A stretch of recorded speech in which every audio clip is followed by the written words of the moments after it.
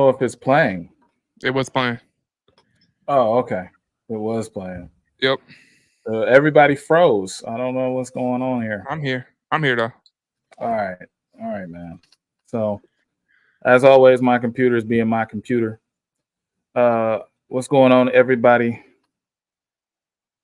What's going on? How y'all doing? What's going on? We What got up, Joe man? Chap in the building. What's Oh going yeah. on? This What up, Joe man? Chap.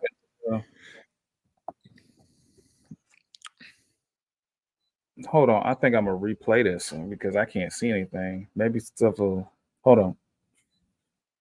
Oh yeah, there you are. We moving now. Okay, good.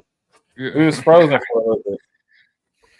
Yeah. So what's up, everybody? Not too shabby. I try. We're gonna discuss Aidan Hutchinson today. Matter of fact, hold on.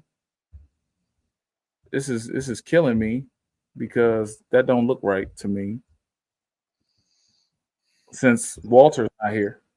There he. Where'd he go? Okay, now he pops up now. Oh man. That man made me look crazy. He popped up now. What's going on, Walt? Nothing, man. You know, StreamYard don't like me no more, man. I was labeled a Yeah, sellout. So yeah. yeah. Exactly. Oh man. I will tell you the truth. StreamYard don't like me either because it's freezing. I don't So like anybody. I brought y'all here today to see how we can replace Aidan Hutchinson. Title of this video is "Replacing Greatness," and we're trying to do it. We're trying to do it today. Uh, we're trying to figure it all out so we can replace greatness and somehow move forward. What's the best way to do it? And I brought the best guys to. I brought the best guys here to show me how to replace greatness. So, what's the plan on replacing Aidan Hutchinson? Go ahead, Joe. No, you can go first. All right, so I think something that we touched on last night on the Lions Avenue podcast, me, Ashanti, you also, Avery. I think there's strength in numbers. Now, whether or not this team decides to go out and actually get a big time, big name player, that's still yet to be seen. But hey, can you guys still see me? Okay, there we go. Yeah, so like I said, there's strength in numbers. They went out, they got Isaiah Thomas, a guy who coming out of Oklahoma was, I think, like a 240-pound edge rusher. Mm-hmm. They beefed him up, put some weight on him. He's now a guy that kicked inside, can still play outside, still flashes some of those athletic abilities on the perimeter. Just maybe didn't get the opportunity. Look at Cincinnati or Cleveland for that matter. Can you guys still hear me? Yeah. Yep. Yeah, just blacked out for a second. But yeah, so I do believe that Thomas is one piece. I understand he's not a household name at all by any stretch of the imagination to a lot of Lions fans or football fans in general, but he's a piece. Now, what I was talking about last night was the possibility of this team getting two players. Maybe an outside linebacker, a guy, a pass rush type, a specialist, and then going back to what Dan Campbell said yesterday, a guy that can play inside as well as outside. That's why we brought up Trayvon Walker. I'm not sure if Jacksonville would even shop Trayvon Walker. I know a lot of people view him as a bust or whatnot. Walker is actually a good player. He's not this pass rusher that people wanted him to actually develop into. But if you're Mm-hmm. talking about a guy who's 6'5", 6'6", close to 6'6", 270 plus, super athletic, plays the run, I think that's number one, first and foremost, important to Dan Campbell with them in that defense and Aaron Glenn. As a DN, you must be able to play the run. He can do that for damn sure. And he's still a pretty good power rusher. So I think his skill set paired with Aidan Hutchinson moving forward next season will really be good for this team. And like I said, a linebacker. Now they may not go out and get a linebacker now, judging off what they did going out and getting Isaiah Thomas from the Browns. But I do believe, like I said, there's strength in numbers. This team believes in next man up. They believe in growing their own and giving their guys opportunities when it's time for them to step up. And a lot of times they do. So, like I said, personally, I would go out and get two guys. First and foremost, a guy who can play linebacker because I would like to play more 3-4 fronts now. Given the fact that Aiden isn't there anymore, we need to be able to create more balance, power rushing wise, across that entire front seven. And I do think if we had more 3-4 fronts, we want to get our best players on the field as much as possible. And Mhm. with Aidan not being there anymore, the strength I think is actually the linebacking core overall. Defensive tackle wise, I think we're solid. But if we're talking about everything else, overall, I think the linebacking core is where the strength is, even without Barnes being there. So if we could get like a smaller pass rush guy, run more 3-4 sets, get some mismatches out there, I think we will be fine. But you're losing perhaps the defensive player of the year. So I don't want to sell that short. We're losing the best player on our defense. But we've seen it happen in football. We've seen it happen in the NBA. We've seen it happen in other sports sometimes where the main guy goes out and then everybody else steps up and they play better totality altogether. So, like I said, personally, I would like to see 2 players added. I think all signs are pointing towards them adding 2 players now. Just not sure if the next guy will be a big name guy, though. Yeah, I agree with Walt, to be honest. But a lot of people, I don't know if you guys are noticing this too. They always want this like Miles Garrett or Max Crosby type, and it's like, okay, well, you can get Max Crosby and Miles Garrett, but not in real life. You can get it in Madden, but you can't get it in real life.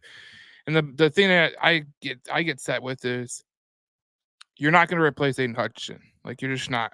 So you got to do stuff differently. Yeah, I think there's guys on this roster that could produce some pass rush. I look at Makai Wingo. I think that he's shown some glimpses of what he can become. Anzarike has been better than a lot of people. He's been just like the training camp has shown us. And if there's anybody that has a little bit of oh, stuff to prove, it's Josh Pascal. Like if you want to be that premier pass rusher, this is the time. I obviously think that they're going to go out and they're going to get a guy like Zadarius Smith or maybe Hassan Reddick. That's what you should hear right now. But I don't think they're going to get a Miles Garrett. I don't think they're going to get a Max Crosby. And I don't think they're getting Hendrickson because I think the Bengals are not going to give up on the season, especially with that locker room right now. How the owners are being cheap and they don't want to pay Jamar Chase. Like it would look bad in the locker room and it would tear that team apart. So the way I look at it is this: me, you, and Avery, we've been on this kick since I don't know last year when everyone was talking crap about Aaron Glenn, and I said to people, even my co-host of the Detroit Lions News podcast, I told him multiple times, I said Aaron Glenn is a damn good coordinator. He don't get the credit he deserves because of the crap he has to work with. When you think about having Cam Sutton and Kendall Vildor as your 2 top corners, not good. You're not going to be good at all. You see when he has a good corner in Carlton Davis, who has been better than people the stats show. Terran Arnold, who has been better than the stats show, even though the pass interference need to stop, but he's been pretty damn good. And Brian Branch and Kirby Joseph, you could definitely say that they're top 5 safeties in the league right now. I mean, they might as well be Cam Chancellor and Earl Thomas in their prime because that's what they are. They're especially Kirby. He's been a ball hawk this year, especially in the end zone. I think he has 5 interceptions in the end zone. So my point is this team can be good without Hutch. Will they be the same without Hutch? No, they will not be the same without Hutch. And how you replace it? You don't replace a defensive player of the year candidate. You just don't.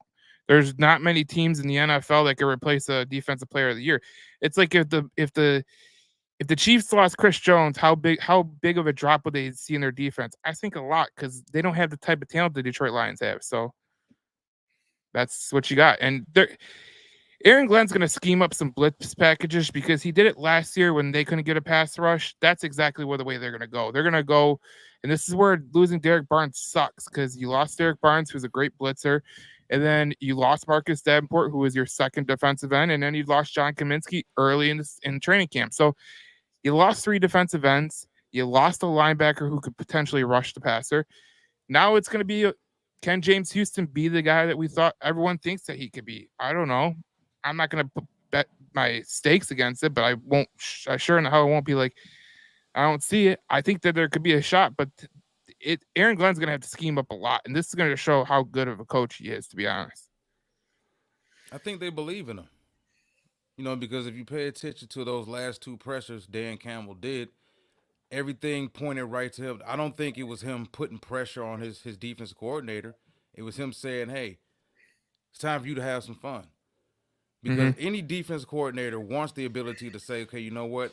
We're missing this piece. Now this gives me an excuse to tear things up a little bit and start playing mismatch and figure some things out." So, and I like your Chris Jones comparison because the only difference is Chris Jones is the table setter for them on the middle of that defensive Oh line. yeah, no, I They agree. all they all eat off of him. So Yeah, like if you take Chris out of the middle of that defense. We were talking it's a about the different defensive tackle defense. position. Yeah, and we were talking about the defensive tackle for this team, the defensive tackle position for this team last night. Yes, we're missing Aidan Hutchinson, but we got a nice little quartet of Yeah, defensive tackles. I yeah, I I truly believe. I don't know if you guys believe this, but I think Aleem McNeil is a top 5 defensive tackle in this league. Stats. He's the most underrated player. He's the most underrated player in this This league. man laughed. He's the most underrated player in this league, in my opinion. He's going to show it, especially with Hutch out. I think this is going to him getting the little contract that he got yesterday.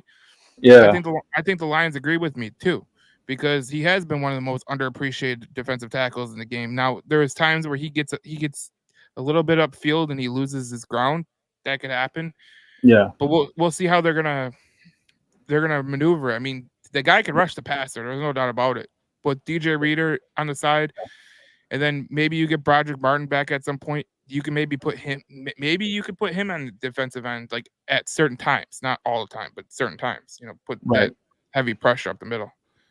Yeah, I right. think if you I ask just, most defense, oh, go ahead, sir. Go ahead. yeah, yeah. I just feel like there's a my camera doing something shaky, so I gotta be cameraless today. But uh, I feel like there is okay. First and foremost, when you look at Aiden Hutchinson, you know his stats is great. 94.9 overall, first, 45 in pressures, statistical nightmare. Okay, but at the same time, when I look at this team, I feel like we can go next man up. Now, I did see a comment saying we can't go next man up. You have to go buying. You have to will and deal. And I respect Atlanta Brandon a lot because a lot of my fan base, the commenters and the subscribers, are, as well as Joe Chaps, they're intelligent. They know this is our year. They see the teams around the league. They see we have to go shopping. If we do go shopping, there's no guarantee that the person is going to have this level of production. That's not a guarantee. Yeah, So until I go shopping and until I see something from Hassan Reddick, and I've seen this dude like a traveling, he's been a traveling nightmare, He's been in Arizona. I don't think he can buy a house. I think he know his no, contract. he always running, bro. He always Yeah, running. he's always renting. He's gonna be renting it. When he stay here, he's gonna be renting because Brad gonna work out the contract. But today, I understand the fan base. So when I say, can we do it alone? I believe it. I don't think it's going to be on a Lee McNeil, but we are going to need an uptick from the guys who did get paid. We are going to need an uptick from those guys. Aleem is a captain. He's one of the people, one of the pillars on our team. I believe he can do it, but you also have to scheme it up. And I feel like when we talk about Aaron Glenn, it's just how do we adapt? Is it going to be a player stepping up? Is it going to be a big trade? Is it going to be scheme? And how you guys feel which one or if not all is going to affect us in a positive way?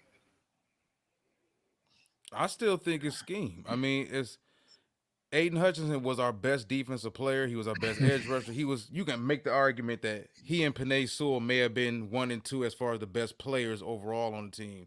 You could throw a couple other guys in there for that matter, but we have some favorable matchups on the interior of this defensive line. I understand we got a few sawed-off shotguns out there in Makai Wingo and Levi and Wuzarike and Josh Pasco, who are all kind of like around the same type of build, even though Pasco has like longer arms or whatnot. But you brought up playing more of the wide nine last night, which I thought made sense because now you have these shorter guys. With most defensive tackles, the biggest concern is can he keep guys off his chest? Is his arms too short?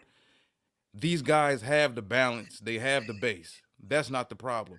The problem with dealing with those type of guys with that type of stature is do they get engulfed by double teams? Best Yeah, way to keep those dudes away from those double teams would be in the wide nine. So if you want to risk it as an offensive line and double one of these guys, you can't double Reader and McNeil. Or what you're gonna do? You're gonna double Reader, then double one of the edges. You're gonna double Wingo, or you're gonna double Levi. Neither one of those guys have the cachet right now for defense, offense around the league to view them as guys who need to be double teamed. So now, with not having Aidan Hutchinson out there, things are a little bit more balanced. Yeah. So you Yeah. can attack these offenses a little bit differently. Yeah. Do you think it's going to come down? Matter of fact, it can be a combination of all three, Joe Chat. What do you think? You think it's a combination of all three with the scheme and as well as players stepping up? Or you think it's like we got to get a combination of two, get the players that are here and get a trade going, and then everything kind of trickulates down? What do you feel? Well, I feel like the way you're going to get around this is the number one thing is scheme. The scheme is going to have to throw the day because I think you're going to have to run an entirely different scheme. Like, I'll give you a little glimpse into it. I think Trevor Nowowski, who they got from Arizona, I think he's going to play a big role in terms of pass rushing because he could do that. But I think you're going to have to go get someone in a trade. That's what I think. I think the way it is right now, I think that what they're gonna do is they're gonna buy time up until the trade deadline. They have Minnesota this week, Tennessee next week, Green Bay after that, and then they got the trade deadline. So when you get to that point, that's when you're gonna decipher, or you could pull the trigger right when you know that Brad Holmes he's gonna know whether or not these guys are gonna work. So it's going to be scheme oriented. They're going to have to go with scheme first. That's the way that's going to have to roll, especially in game one. And then the players will follow. I think the players in house are good enough to kind of keep it afloat. But if you need someone to potentially come in, you have the time to examine it, to be honest. Yeah. When I start my camera, everything lags. So I can't I gotta be like this. I gotta be like this. So look. So I think you guys hit it on the head. Scheme to me is important, just like Walt said. Scheme is probably the most important, and I think that Joe Chap hit it on the head too. You got to bring someone in. You didn't say marquee players earlier. You said, "Hey, look, people say Myles Garrett and all this stuff. Those are people are living in imaginary times." Okay. Well, that's why I said when I came on, I said people wanted Myles Garrett. They want Max Crosby. That's great in Madden. That's great in Madden. Awesome in Madden. I think that's awesome. Right. That ain't real in life. I mean, the fact that matters, the Cleveland Browns, if they get rid of Myles Garrett, they have a $25 million dead cap hit when they're $4 million over the cap this coming year in 2025, and they have to pay Deshaun Watson $72.9 million, and the dead cap for him is $127 million. Yeah, that's why. And Max Crosby, I don't. You would never trade one of your guys like that, especially when you're rebuilding, and we don't even know how the ownership structure in Las Vegas is going right now, to be honest. Right, exactly. And I'm gonna show you something right now. I'm gonna show you something. This just came to my attention. Oh, we lost Walt. We lost Walt. We lost Walt completely, guys. Oh boy. It's okay. It's okay. We're gonna get him back. Don't worry about it. I hate computers too, and I work on them every day. So look, I'm gonna show you something real quick. I'm gonna show you something, and we'll have this up till we get Walt. This defense right now, I think I can even show it right here. This defense right now, I'll do this for you guys. This defense right now ranked first. Believe it or not, what we got the page marker and everything. I don't know how we went from whatever to whatever, but we did. So we ranked first. I don't know how, again, but this defense got to keep up. It got to keep up stuff. Walt, no. They said Walt, no. I see who the star is. But you look, do you think we can keep this up, this first ranking? I know these rankings change. We were just 25th in the past, and somehow, magically, we got Walt back. Got Walt back. StreamYard hates me. Yeah. Sometimes it does that. We know. StreamYard hates all of us, man. It hates me right now. Right now, it looks like we rank first in defense. And if we look at, if we look at this lineup, I want to actually take a look at the lineup. Which one of these players do you feel is going to step up the most on the defensive side? Now, you mentioned Nowitzki, and I'm not familiar too much with his game. However, I'm familiar with this guy, and I don't know why he's here. I don't know why he's here at the defensive end spot right now. But, can y'all see that? I'll mark that for you. No. That's okay. We got Onwuzurike at the defensive end spot. Well, I could see why they put him at defensive end. Oh, why do you think that? Because I don't think they know ball if they're doing that. He hasn't played that position in years. If ever. Aaron Glenn said that he could play defensive end, so yeah. And if you look at the stats, if you look at the defensive alignment snaps, which I'm trying to pull up right now, but if you look at the defensive alignment snaps, he has lined up. He's lined up outside about. Let me see, where is it? He's lined up outside 34 times.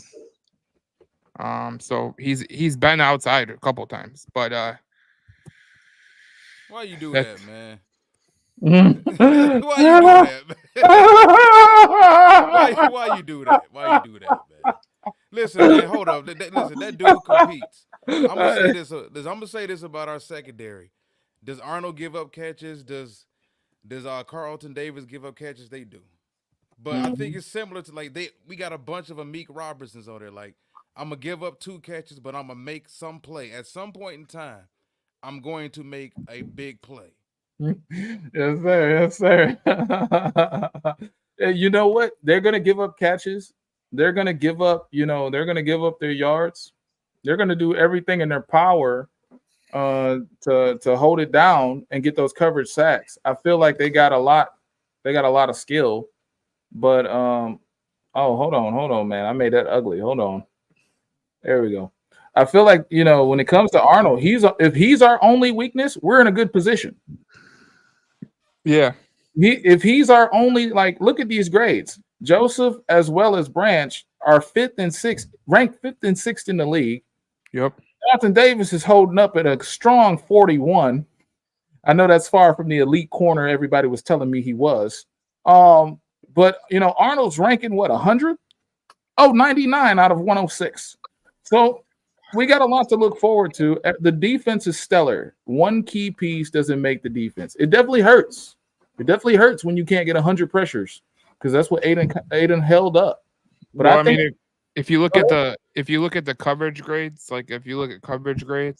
yeah, Carlton Davis at 65, Amik Robertson at 62. So they've been playing pretty good. But overall, you look at them and you're going, okay, well, whatever. But I think Terrion's going to get a lot better as the season goes on. That's what I think. So yeah, no, that's a fact. That's a fact. I think that's a fact, and I can literally say, without a shadow of a doubt. It only brought one person. Oh snap! There we go. I can literally say without a shadow of a doubt that Terrion is getting better, and I respect that. Oh, we got another individual on. We got Darcy, Detroit Darcy. Say hello to Detroit Darcy, everybody. How's it going, Darcy? This is definitely a full stream. Y'all don't even need me at this point. That's what I do. I sit in the background all the time and watch it. Yeah. Darcy, what can you tell me about what you expect from the Detroit Lions defense moving forward? And matter of fact, who is most likely to succeed? Well, I said this at the beginning of the season. If we play base, we are set up to play a 3-4. I was listening to the show earlier, and you guys were talking about the Jim Schwartz wide 9. But if we could we could just start on first down, run a base 3-4. We have DJ Reader, we have Alim McNeil, we have the tools to play it, right? So if we have to go to that system to just scheme up winning football games, I think it could be something very good. But Alim McNeil, I'm gonna say Houston. Houston's next man up. When one goes down, another thrives, and that's how the NFL works. What if you don't have the horses in the barn right now? Do you think we go outside and get a trade going? With Bargain Brad, no. Uh, maybe some. I don't know. Hassan Reddick, maybe. We'll see. we'll see. We'll see. We'll see. I actually met Hassan Reddick's personal trainer at the game 2 weeks ago or 3 weeks ago. So he also trains Craig Reynolds. So I was sitting right beside him talking to him and I asked him to come on the show, but we'll see. Yeah, that'd be interesting to see. We get to see if he training or eating cheeseburgers. What's he doing over there at the Jets? Because they look beautiful. What you got against cheeseburgers, man? Yeah. How much money is he losing per day? He's already lost $6.8 million, and he can lose more. Yep. So that's the type of player. Look, I was having this conversation with Everything King, and I was having a conversation. And he was like, he's not a Brad Holmes guy. He took to Twitter. I was like, this guy's not a Brad Holmes guy. And he kind of like mocked me a little bit because I was saying he's not a Brad Holmes guy. I'm okay with the trading of players or trading for players if that's what you feel like you have to do because you that's what you feel like you have to do. But I just trust Bargain Brad in this situation, and I trust the guys in the stable. I trust the guys like Houston, and I trust the guys like Agunde. He got the Africans on the edge, and I trust them.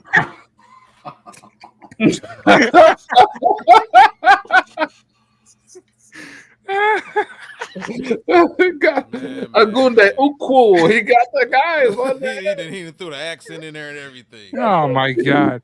Hey, question. Any chance we get Melifonwu back? Yeah.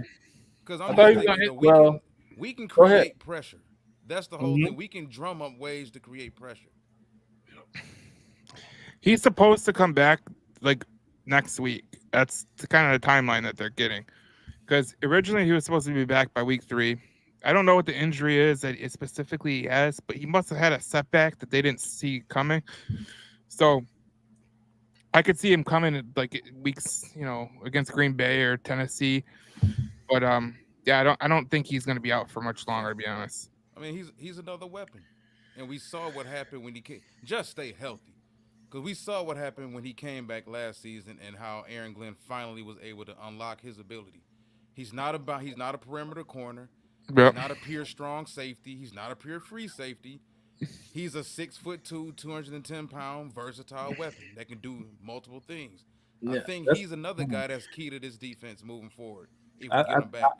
I would like to agree with that. I would like to agree with that. We gotta get sexy. I'll tell you what. I'll tell you the guy that's really going to be a key to his defense. And I think everyone's glossing over him because he's a safety, but Brandon Joseph. I think he's going to use Brandon Joseph in some really, really specific, hopefully not schematic thing. Well, he's been put in the box like 45 times this year, so that's what it says on the Pro Football Focus. So he's done a pretty damn good job. I think they're going to put him on a blitz because that's what he did best at Northwestern and he did best at Notre Dame. He's not a guy who's going to cover like greatly, but he's great, in a blitz formation kind of thing. He's always been like that. He's more of a downhill guy than he's more of a Jamal Adams than he is a Kirby Joseph. I don't know about that. I think he was, because remember this dude led the nation in picks. Yeah, 5 picks at Northwestern. Northwestern. Because he played the Big Ten West, bro. No, but that's the thing. Leave it up to a Michigan fan, man. Leave it up to a Michigan fan. He's a Sparty. It's like after that COVID season when he left and he went to Notre Dame. Notre Dame put him in the box exclusively, and then like he just looked like a completely different player. Because if you look at his build, his weight, what his skill set really is, he's not the fastest guy that you can play one safe, one high with, but he has those instincts on the back end, just kind of like Kirby does. But I think he's another guy. It's going to be strength in numbers. I really think that's what it's going to be. They're going to go out and get one more guy, more than likely, whether it's a Hassan Reddick. And for people who keep saying he's not a Brad Holmes guy, he's not a Dan Campbell guy. Brad Holmes has been around the business long enough, and I think that's something fans also need to factor in. Brad isn't ignorant to what the business is. He knows guys hold out. He's seen guys in with the Rams hold out. He's been around enough organizations. He knows how this business goes, especially if a guy gets lied to. Think Brad Holmes and guys in this organization, or even women in this organization, don't know how the Jets are cut? People know Yeah. how certain teams, yeah, people know how certain teams operate also, and we don't know the full story because if Hassan Reddick was genuinely lied to or misled, Oh yeah. when was the last time you heard of an NFL team ever doing anything bush league like that? Whenever you Whenever heard a the Jets, team, whenever you ever yeah, heard the Jets do something not, totally not bush league, yeah, well, they do it every time. They do it all the time. yeah. Whenever a team trades for a disgruntled player, what do you always hear? Player signs deal before trade goes through, Yep. or player signs deal immediately as soon as he lands in that town. See, you bring This up is ridiculous, man. you bring up a good point. I've been telling people since the start. I don't think it's Hassan Reddick because if you look at it, like every time you trade for a player, let's say like you're gonna get a guy like in any sport, and they're a disgruntled player, you usually see them get extended upon the trade arrival. Yeah. That's usually what happens. It doesn't happen like, okay, you don't trade for this guy and then let him go. That usually doesn't happen because Yeah. they just won't play. And I think that's the issue right there. Is I think the Jets said that they were going to extend him, they didn't extend him, and that's what happened. Because there you can't tell me differently about Yeah. like why he went to New York and why there was no extension agreed upon, and why I in think the part hell. of it's his fault too, like him and his agent, because you have to make sure dealing with some of these silly organizations, you got to make sure your client gets a number Well, before you even guarantee that trade. another way you could tell that the Jets knew what they were doing is why in the trade language that if he gets traded to an NFC team, like if he gets retraded to an NFC team, that draft pick goes up to a second round draft pick. You see what I'm trying to say? You think So the that Jets little did something that terrible? that's what I'm thinking they did. Because why would you have it as okay, why would you say if he gets traded to an NFC team after you just traded for him? Tell me. That don't make any sense. Usually you Well, don't leave that Do language you in the think contract. Do you think Hassan Reddick was a product of the Eagles, dominant defensive line? Why he got, what was it, 11 sacks last year, and what was it, 13 sacks last year? Do you think that was a product of that defensive It's line? possible. I mean, No. that defense as a whole, it's possible. I don't think it's completely him, but What he about did kind of Arizona? he did fizzle out in Arizona as a first round pick. He went to Philly. He had a tremendous year that year in Philly. That mainly that first that not first, but All right, that hold year on. in Philly. We got hold on. We got news. No.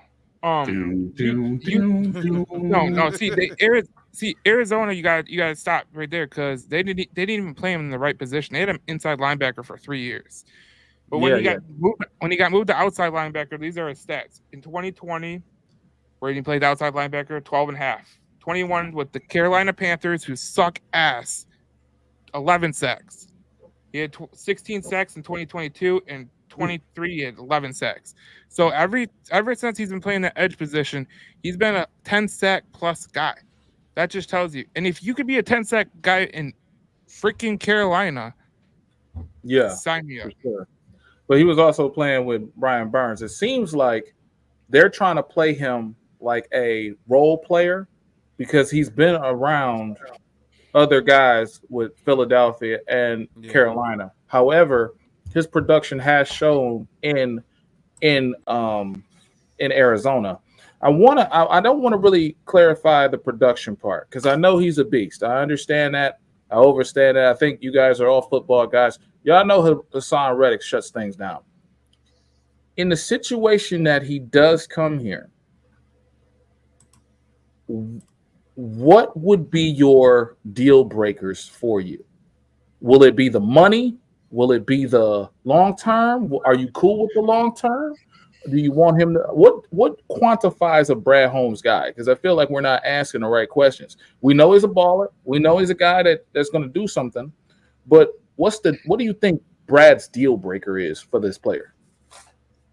When it comes to free agency, personally, I don't know because we haven't seen him over four off-season periods go out and really give any big money to any free agent that wasn't hurt. Like who was his biggest free agent acquisition? He hasn't Keep really it given weird. any big Our corners. Our corners. Yeah, so he hasn't really given Oh. any big money to any big time players. He's given money to guys who were kind of like even Carlton Davis, Amik Robertson, guys who were DJ Chark, guys who were kind of like in those prove it years, didn't work out with the team they were just at. I want to go to Detroit and reprove myself and go out and get some money. They haven't went out and really signed some guys 6 years, 120 million. Like that's not what they do. So I honestly don't know because we haven't seen him go out in free agency and be aggressive and get someone that can bona fidely help us. Even Davenport, like he's signed free agents. Who's been like the big free agent signing though? Carlton don't- Davis. We really don't know. Reader. Like Didn't Mosley get a boatload? 33 million. $4 million. Davis was a trade. Mosley. Mosley was a $4 million man. What Yeah. I do. There's a reason I do. I respect what Brad Holmes does in this respect because I don't want him signing free agents at an enormous rate. Like I don't want him going to get these high bargain free agents. I don't want that. That's not the way you do business. And if you want to be successful in the NFL, look at the top teams who are routinely at the top 5 of the free agent money spent. They're usually the top 5 teams that are picking in the draft because it's not a winning strategy. The winning strategy is doing what they're doing right now. Yes, sir. Yes, sir. no one. Jacksonville, the Jets. Quick question for Darcy. Yep. Darcy, Yes, what is your on a scale of 1 to 10? How bad you want to trade for a guy, and on a scale of 1 to 10, how much trust do you have in Houston, Akul, and the rest of this team, and even Campbell because he played a little defensive end last season? What do you think? Wow. That's a tough question. That's how you know it's gonna be some. That's how you know. You know, we got to beat Minnesota. Let's just ask me this question next week after we play Minnesota because Okay, I can do that. I can do that. This team is so dominant. I just think we are a Super Bowl team. I think we're a Super Bowl team for sure. I love this team. I've never seen a team like this before. We're just talented at every level, and we're so deep. Let's next man up. Let's see what Brad Holmes or what Dan Campbell can do. Coach him up.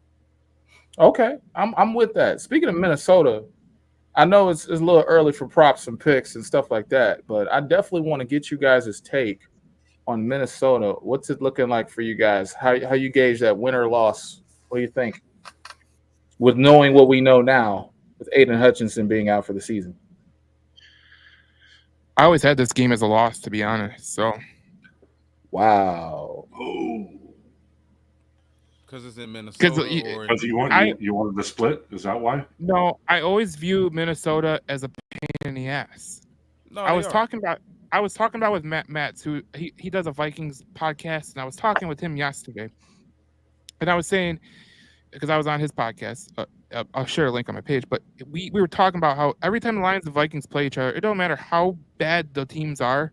The Vikings could be 4-11 and they're somehow staying in the game. The Lions could be 4-11, somehow they're staying in the game. It's always a rough and tough kind of drag out fight. It's not like no one usually blows the other one out. And these two teams are good. And I don't think Minnesota is well, first of all, there's two things that's going to happen. Brian Flores is going to fight fire with fire, he said. I don't think that's the right way to kind of schematic against Jared Goff because he's been incredible against the blitz this year. But you got Aaron Glenn. That's a total wild card. Like, what is he going to do to Sam Darnold to confuse him? You know what I'm saying? I think these defense coordinators, whoever is a better defense coordinator that day is going to win the game, in my opinion. I ain't a believer in Darnold like that. And I think we've all watched Minnesota this year. We've watched Sam Darnold his entire career. Oh, you're a believer. You're a believer, huh, Avery? No, I was just talking about Darcy leaving without any. Darcy walked out. No Hendon Hooker talk. Yeah. I'm ditching this place. No, I just think, man, Darnold, man. I think Minnesota's overblown, bro. I really think they are simply because they're undefeated. That defense is legit. Yeah. You're looking at the run defense. They're second in the league at stopping the run. We're going to try to run the football. Who's gonna press first? The secondary has been really good. They've made big plays more than anything else, offensively and defensively. They've made a lot of big plays. Darnold hasn't been all that clean. They're still second in the league in No. turnovers. At least they were second in the league in turnovers before last Sunday. If you look at the throws he's making consistently, we have enough DBs to contend and press these dudes and compete across the entire field. You've got Jefferson, Naylor, and Addison, all three averaging over 16 yards per catch. And that's crazy. That points right there to the big plays. And when you watch these highlights or you watch these games of Sam Darnold, what is he doing? He's taking the throws and he's completing them, but he's taking some silly throws too. Like those seam throws, these deep posts, he's just pushing the ball downfield. We're taking the ball away too. I think we have enough bodies. We don't have a lockdown corner that can handle Jefferson and all these guys, but once again, there's strength in numbers. We have enough DBs I think that we can handle. I think this year. I think this is where Kirby Joseph comes into play, because he's turned into a total ball hawk. You know what I'm saying? So I think when you have that guy who's over the middle that kind of can make those contested interceptions like he has, that's a definite plus for Lions, because when you got a guy like Sam Darnold who routinely throws the ball in coverage and routinely throws the ball in dangerous in places, you're gonna be in a bad stretch where you kind of those passes. You can't sustain bad throws. It just doesn't happen. Like it just doesn't happen. Yeah. We're seeing it with the Jets. We see it with we've seen it with the Derek Carr and the Saints. Like those bad throws that he was making early in the season, they weren't working until he got hurt. So that's how it goes. When you can't be dangerous with the ball. And I think one person that's showed that to a T has been Patrick Mahomes, because if you notice Patrick Mahomes' game lately, it's checking it down. He loves to check it down. He doesn't even throw those deep passes. He doesn't even throw the deep passes anymore, because he knows that if he makes those dangerous throws, it's a 50-50 shot. Like you don't really know. Yeah, I'm not a strong proponent in. First and foremost, I said that the Minnesota Vikings were going to be a tough team. They were going to be the big threat to the Lions. But I'm not a strong proponent in them beating the Lions outright. It's got to be some wonky stuff. It's got to be some turnovers on our side. Like you said, we're playing a clean game. Just last two games, we're putting up 90 points. I mean, I don't think that gets talked about enough that we put up 90 in 2 weeks. But anyway, can I get some ones in the chat, because we put up 90 points in 2 weeks? But I will say this. The Vikings have played one of the weakest schedules. Oh yeah, the schedule that we didn't know was going to be weak at the start of the season, but it's pretty weak now. Looking at it, I just feel like they haven't really, and I think Jared Goff alluded to this in the presser last week. Like, there hasn't been a lot of divisional games, so now I guess you're going to see the divisional, like who's good in the division. And he said something to that. I'm just paraphrasing here. My biggest takeaway from Jared and this us understanding who we are is that we know we've owned this team. Even though they threw for 400 last time we played them, we still are the champs. It still comes through the North, it comes through Detroit. I think that they're going to scare us. However, I do think that it's going to be 26-34, and somehow the Detroit Lions are going to get 3 sacks. Somehow. Don't know how, but they will. Well, you know what I find interesting? Yeah. Oh, well, you go, Walt. No, I was asked, like, do you think some teams may, because Aidan was very good against the run too. So do you think there's some teams that may view us now like, okay, we can try to run on them now? Because for like a while, the last 2 years, teams haven't even really put forth a full effort to run against us. And I've said this numerous times. Only certain teams will be able to beat us, because only certain teams are mentally tough enough to stick with the run and like really attack us. Nobody really has the last couple years. Teams give up after 12, 13, 14 carries against us. Yeah. You know the team the team that didn't give up on the run? Seattle. They didn't give up on the run in this game, where they didn't give up. They was terrified to push the ball downfield. Yeah, right. Because they knew. At the same token, I will say Aidan Hutchinson not being in the game is going to affect the run fits. A lot of the stuff he's responsible for, a lot of things he do that we don't see, like him going into like a quasi 3 technique or shifting over, or his stunts, his quickness to get to that hole for the stunts. That's going to affect, run gaps and pass gaps. However, we got good linebackers. And if as long as we play at a gap and a half system, I'll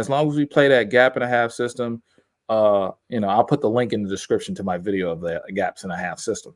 But as long as we play that gap and a half, I think we're good. The real girth is up front. Now, Levi Onwuzurike on running downs, that'd be great. First and 10, maybe second and 10. Maybe not second and 10, but first and 10 for sure. At edge, I like that. And then we on passing down, maybe we can move Campbell and get him, a hand in the ground. Maybe you can start, stop playing politics with Houston.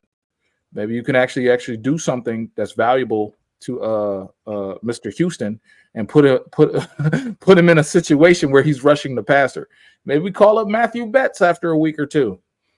But it's definitely going to affect. I think they're going to have like 50 yards or 60 yards on us. For sure, Aaron Jones is going to break something. If Aaron Jones plays, because they're saying he might not play. He might not play. This is a great thing. They don't even believe in running the ball either. That's another reason I don't believe in Minnesota. Like, your starting quarterback is Sam Darnold. I don't care if he's playing quote unquote well or not. We watch football like everybody else watches football. You can look at stats and say, oh, well, guy throws for 3 touchdowns and 310. He played great. He's not elite. If you watch the meat and potatoes of these games, this dude is not playing well. His we're still receivers gonna aren't have, getting open. Yes. We're still going to have 8 in the box, too. We're still going to drop Brian Branch down. Like, we still got a whole defense of pillars. And I don't think the Vikings are an elite team. And right now, we're underdogs 6.5. If I'm anybody, I'm taking that pick. What? And I'm putting 100. Yes, I just looked at it. 6.5. We're under 6.5. Well, it says minus 6.5. So what is that? We're favored still? Is that bad? We're favorite 6.5. Minus 6.5. Okay. Oh, I thought you talking about it was plus 6.5 Detroit. My bad. I get confused with the betting. That's why I be making crazy bets. We're still favored 6.5. Hold on. And I think it went down to 1.5. But I'm seeing it right here, 6.5 on DraftKings. Because even though I think we're better than Minnesota, 6.5 is still a big number on the road. Like, this is an undefeated team. We're a 1-loss team. 6.5 is still kind of strange. All right, we're 1.5 underdogs right now. Oh, okay. 1.5. You get 1.5. So it's basically a pick 'em. Like, what the betting markets are saying right now is it's a effing pick 'em. Like, if you're pick this game, you're like 1.5 is like, especially on the road, they're giving Detroit so much credit, because usually you see 2.5, maybe 3, like a straight line 3. Like, 1.5 is actually pretty good, especially going on the road. That's pretty good. That's usually the home decider kind of thing. Yeah, I'm on par with that. But yeah, we aren't underdogs. I'm sorry. I'm looking at this. I'm looking crazy. I apologize. But I will say this. Minnesota can't rock with us. I know Chicago's been on a little tear lately. They can't deal with us. I'm very confident that Aaron Glenn can scheme this up, and I'm very confident in the players in there. And I'm very confident James Houston can deliver somewhat of the season he had when he was a rookie. Very confident. So here's a stat that you can use. Okay. So this is about the betting thing right now, but if you look at the sharp betting right now, there's 83% of the sharp bettors are on the Detroit Lions for spread. 93 are on the money line. So you follow the money with the sharp bettors. They're basically saying, like, we're putting our money on Detroit. That's basically what they're saying. Okay, sharp bettors. I'll take that. I'll take that any day. Look, this is the truth. This is the truth right here. We are replacing greatness. Okay, I can't express this enough. Replacing greatness, and despite what it looks like, I know some of these fans want to like put in the raft, put the life jacket on, and jump off the ship and go to the draft or free agency or whatever. But we have to remain steadfast. Whether Brad gets somebody in the middle of the night, just like he traded Stafford in the middle of the night, or whether he chooses to rock with the guys that we got, and the guy from Cleveland does something. I'm not willing. I got to see him play. I really got to see him play. When it's like we ranked last in pass rush last year, and Aidan Hutchinson had 100 pressures, 101. And he had 11.5 sacks. Let's think about this. We went all the way to the NFC Championship game with the last in pass rush. So I think we got it, bro. I think we good. Not even that. You had the last pass rush. You had the last coverage grade. I think it was 31st or 32nd. So you split the hairs. One of the worst. Yeah. And then I think the run defense was top of the line. But that's what it is. Like if last year, what made Aaron Glenn so good in that last part of the schedule is he changed his scheme dramatically. Yeah, I don't know if you guys know this, but since when I think it was that Chicago game at home where they lost. Or they won that game. They won that game.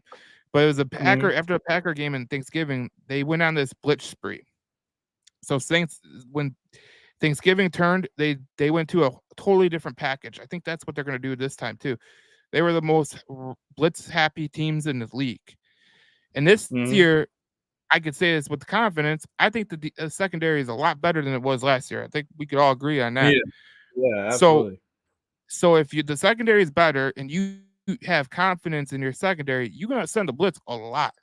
Like he's gonna throw a Todd Bowles type thing at them because we all know Todd Bowles loves the blitz, and that's exactly what he's gonna do.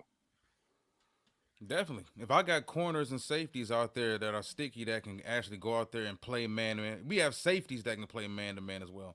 If I got a secondary full of dudes who can do all the things versatility-wise I need them to do in coverage, and they're good at it, and they don't suck, and they're not letting footballs bounce off their face mask and all this other stuff, that means I can get more creative within my front seven. I can run more stunts. I can run more fire zone blitzes. And we talked about what the Baltimore Ravens with Mike McDonald did with Baltimore last year. They led the league in sacks a year ago. They didn't do it with huge household names. Even though Matabuke became a household name, Michael Pierce wasn't a household name. Mike McDonald did a great job of creating that pressure, creating chaos. And that's similar to what Brian Flores does in Minnesota. They don't blitz a lot. They use their front seven players. The thing is this, if I don't have a raw horse out there like Aidan Hutchinson that can go out there and get me 7 to 15 sacks per season and whatnot, that means the rest of these dudes on my defense have to make up for it. Plain and simple. Yep. We need more coverage sacks. If we can get more coverage sacks, if the guys can up their game in the passing game in the secondary, maybe now guys can get home. Yeah, I got my stats from last year on the page. 41 in sacks, we ranked 23rd. 6th in QB hits, we know who that was. 2nd in run defense, we allowed 23.2 points a game. We were 91.5 in pass rush win rate, which was 21st. We were 27th in yards per game and 31st in yards per play, 29th in red zone defense. Here's what I'm going to say to you. We still went to the NFC Championship game with this. Yep.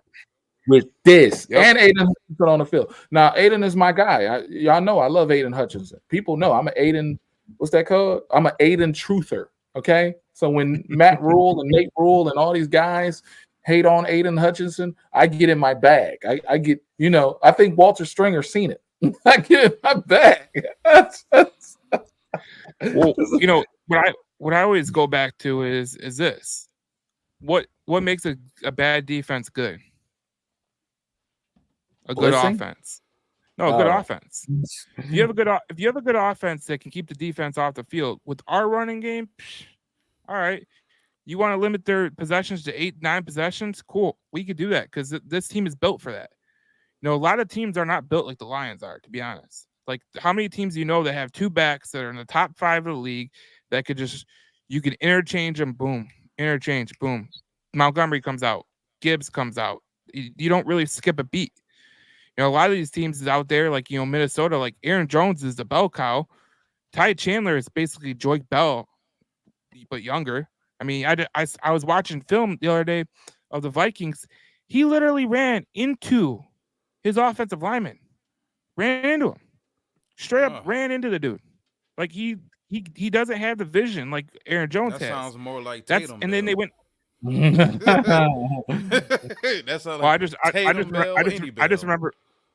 I just remember when Joy Bell was on a team, and God love Joy Bell, but he ran into Rob Sims, and that was the funniest shit I've ever seen in my entire life, because Rob Sims was like what, bro? Like, why are you running this way? Like, you're supposed to go that way. Like, that was like, but yeah, that's what Minnesota, and then Minnesota just traded for Cam Akers. So, all right. Oh yeah, that's fearful. I'm loving it today, fellas. I'm loving it today. I see it's 9 o'clock. It's near 9 o'clock.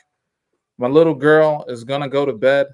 She's gonna go to bed, and she's gonna fight me till about 12. So I'm gonna end this stream.